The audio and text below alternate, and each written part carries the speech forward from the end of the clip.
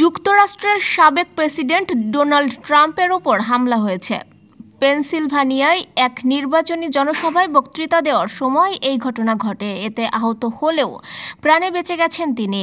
হামলার একটি ভিডিও ইতোমধ্যে ছড়িয়ে পড়েছে বিভিন্ন সামাজিক যোগাযোগ মাধ্যমে।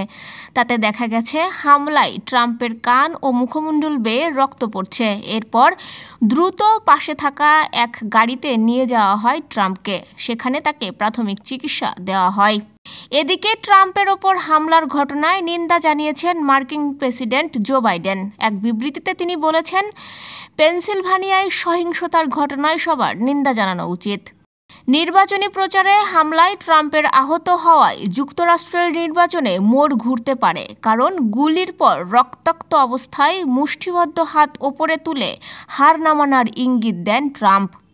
শনিবার 13 জুলাই যুক্তরাষ্ট্রের স্থানীয় সময় সন্ধ্যা 6:15 দিকে এ ঘটনা ঘটে। এদিকে ট্রাম্পের ওপর হামলাকারীর পরিচয় জানিয়েছে মার্কিন গোয়েন্দা সংস্থা FBI। সংস্থাটির পক্ষ থেকে বলা হয়েছে, পেনসিলভানিয়ায় ট্রাম্পের ওপর ওই হামলাকারীর নাম থমাস ম্যাথু ক্রুকস। সে পেনসিলভানিয়ার বেথাল পার্কের বাসিন্দা। তবে হামলাকারী কী উদ্দেশ্যে এ হামলা চালিয়েছে এ নিয়ে কোনো মন্তব্য করেনি FBI। তদন্ত এখন চলমান বলে মার্কিন গোয়েন্দা সংস্থার পক্ষ থেকে জানানো হয়েছে।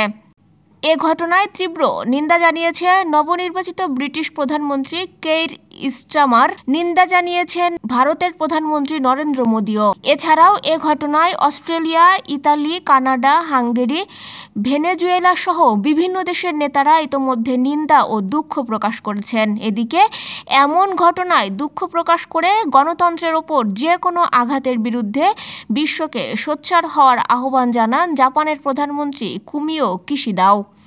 ইসরায়েলও সাবেক মার্কিন প্রেসিডেন্টের দ্রুত সুস্থতা কামনা করেছে। ডেস্ক রিপোর্ট, গ্রামের কাগজ।